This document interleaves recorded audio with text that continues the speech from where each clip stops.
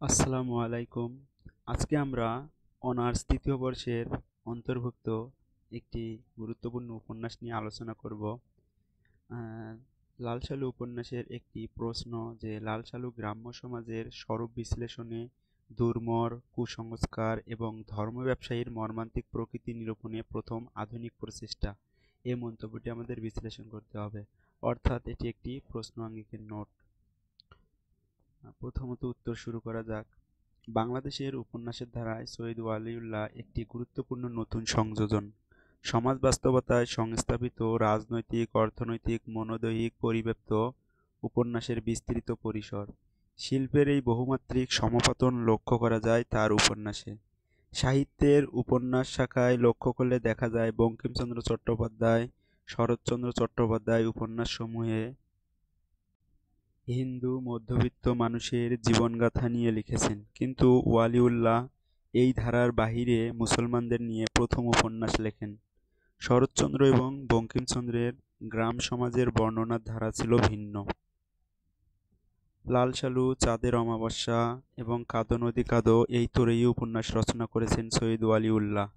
তন্মধ্যে লাল সালু উপন্যাস তিনি সমাজ প্রতিবেশে থাকা কুসংস্কার দূরীকরণে ধর্মের লেবাসধারী অপমানুষের মুখ ও মুখোশ উন্মোচন করেছেন। এ প্রসঙ্গে ডক্টর সৈয়দ আকরাম হোসেন বলেছেন, সৈয়দ ওয়ালিউল্লাহ তার উপন্যাসে বাস্তব সমাজ, মানুষের মনস্তত্ত্ব এবং ধর্মের অপপ্রয়োগকে সাহসিকতার সঙ্গে তুলে ধরেছেন। লাল সালু হল বাংলা উপন্যাসে আধুনিক বাস্তববাদের পথিকৃৎ। সৈয়দ ওয়ালিউল্লাহ অস্তিত্ববাদী দর্শনের প্রেক্ষাপটে বাংলাদেশের সমাজ ও জীবন তিনি সংস্থাপন করে অতঃপর তাকে বিশ্লেষণ করতে ব্রতী হয়েছেন। লাল সালু সৈয়দ ওয়ালিউল্লাহর প্রথম উপন্যাস। দেশ বিভাগের পরে এটি পূর্ব বাংলার ভালো উপন্যাসগুলোর মধ্যে একটি। এ উপন্যাসের কেন্দ্রীয় চরিত্র মজিদ, তার মাঝে অস্তিত্বের সংকট দেখা যায়, ফলে সে আশ্রয় নেয় ধর্মের। দুর্ভিক্ষক্লিষ্ট মজিদ বেঁচে থাকার জন্য বাঁশবাগানের ভেতরে থাকা পুরনো কবরকে লাল সালু কাপড় দ্বারা আবৃত করে। গ্রামের লোকের অজ্ঞতা, মূর্খতাকে কাজে লাগিয়ে ধর্মভীতির নামে ধর্ম ব্যবসা শুরু করে। লাল সালু মূলত মজিদের অস্তিত্বের সংকটের রূপ রূপান্তরের বয়ান। ব্রিটিশ বিরোধী আন্দোলন, দ্বিতীয় বিশ্বযুদ্ধ, ৪৩-এর মন্বন্তর, নতুন রাষ্ট্র পাকিস্তান গড়ে তোলার উদ্দীপনা ইত্যাদি নানা রকম সামাজিক ও রাষ্ট্রীয় আবর্তে মধ্যবিত্তের জীবন যেখানে ক্লিষ্ট, তখন তিনি এই চেনা জগৎ বাদ দিয়ে উপন্যাস লেখার প্রয়োজনে সমাজকে বেছে নিলেন। যুগ যুগ ধরে শেকড় গড়া কুসংস্কার, অন্ধবিশ্বাস ও ভীতির সঙ্গে সুস্থ জীবন আকাঙ্ক্ষার দ্বন্দ্ব হচ্ছে উপন্যাসের মূল বিষয়। কাহিনীটি ছোট, সাধারণ ও সামান্য, কিন্তু এর গ্রন্থনা ও বিন্যাস অত্যন্ত মজবুত। এখানে একটি ঘটনাকে অসামান্য নৈপুণ্যে বিশ্লেষণে লেখকের পাণ্ডিত্যের মুন্সিয়ানার প্রকাশ ঘটেছে। মোহাম্মদনগরে খালেক ব্যাপারীর বাড়িতে মজিদের আগমন ঘটেছিল, অতঃপর জঙ্গলাবৃত থাকা কবরকে নিয়ে সম্পূর্ণ ঘটনার সঞ্চার ঘটে। মানুষের মনে ভীতি সঞ্চারণের জন্য খালেক ব্যাপারীর বাড়িতে সমবেত গ্রামের মানুষের সামনে বা মানুষকে তিরস্কার করে মজিদ বলেন, আপনারা জাহেল, বে-এলেম, আনপড়া, মোদাচ্ছের পীরের মাজারকে আপনারা এমন করে ফেলি রাখছেন।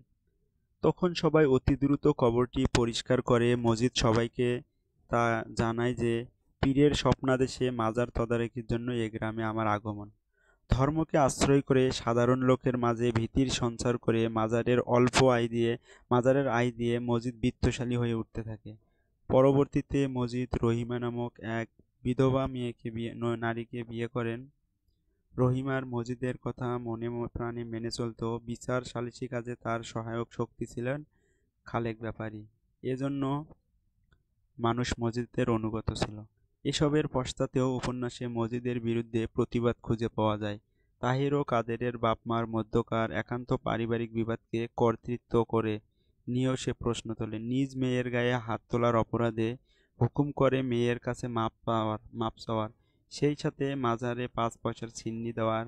খালেক ব্যাপারী প্রশ্নের উত্তরে তাহিরের বাপ বলেছিল, আমার মাইয়া আমি ঠ্যাঙ্গাইছি। জনতার সবার সামনে ব্যাপারী এবং মজিদের উপর এরকম স্বরে কথা বলার মানে দাঁড়ায় যে তিনি তাদের মানেন না। এরপর অপমান সহ্য করতে না পেরে তাহিরের বাপ নিরুদ্দেশ হয়ে যায়। তার নীরব প্রতিবাদ এখানে উল্লেখ করা হয়েছে। নতুন নতুন কেন্দ্রীয় সংকট মজিদ চরিত্রকে বারবার অস্তিত্ব সংকটে ফেলেন। গ্রামবাসী যাতে শিক্ষার আলোয় আলোকিত হয়ে মসজিদের মাজার কেন্দ্রিক পশ্চাৎপদ জীবনধারা থেকে সরে যেতে না পারে, সেজন্য সে শিক্ষিত যুবক আক্কাসের বিরুদ্ধে সক্রিয় হয়ে ওঠে। উপস্থিত জনতার মাঝে মজিদ আক্কাসকে বলে, তোমার দাড়ি কই মিয়া? আক্কাসের বাবা মোদাব্বের মিয়াও মজিদের কথায় সায় দিয়ে ছেলের স্বপ্নকে বাস্তবায়ন হতে দেয়নি, কেননা সবই ছিল পীর ভক্ত।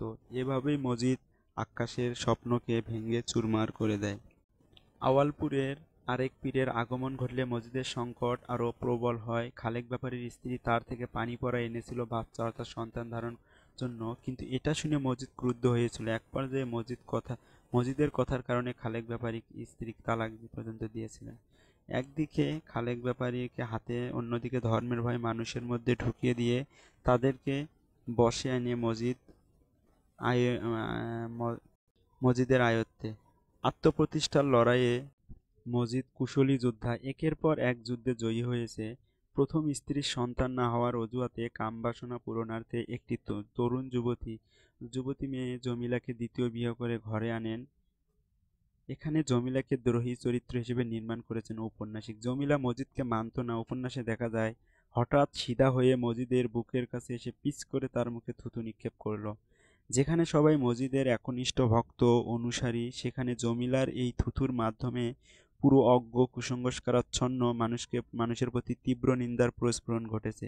এটি শুধু মজিদের উপরই ছিল না, ছিল গোটা সমাজের ওপর। জমিলাকে বিয়ের মধ্য দিয়ে মজিদ শিবিরে পরাজয়ের সূচনা ঘটেছিল। মজিদের বাইরের সংগ্রাম চেয়ে তার অন্তর্গত সংগ্রাম বেশি ভয়াবহ। ধর্ম ব্যবসায়ী ভণ্ড ব্যক্তি যে নিশ্চিত ও নিরাপদ বোধ করে তা নয়, তার মনেও থাকে সদা সর্বদা ভয়। তার লেখক এ উপন্যাসে তুলে ধরেছেন। মানবতাবাদী লেখক সৈয়দ ওয়ালিউল্লাহ সমাজের অজ্ঞতা, কুসংস্কার, গোঁড়ামির বিরুদ্ধে রুখে দাঁড়িয়েছিলেন। ধর্মবিশ্বাস কিন্তু তার আক্রমণের লক্ষ্য নয়, তার আক্রমণের লক্ষ্য হচ্ছে ধর্ম ব্যবসায় এবং ধর্মের নামে প্রচলিত কুসংস্কার, গোঁড়ামি ও অন্ধত্ব। তিনি সেই সমাজের চিত্র তুলে ধরেছেন যেখানে শস্যের চেয়ে টুপি বেশি, ধর্মের আগাছা বেশি। স্বার্থ ও লোভের বশবর্তী হয়ে এক শ্রেণীর লোক যে কুসংস্কার ও অন্ধবিশ্বাসকে টিকিয়ে রাখার জন্য নানান ভণ্ডামি ও প্রতারণার আশ্রয় নেয়, ওয়ালিউল্লাহর আঘাত তার বিরুদ্ধে। হুমায়ুন আজাদ লেখকের উপন্যাস রচনার সাফল্য জানিয়ে লিখেছেন, লাল সালু আমাদের দেখায় কিভাবে ধর্ম মানুষের উপর এক সামাজিক নিয়ন্ত্রণের যন্ত্র হয়ে উঠতে পারে।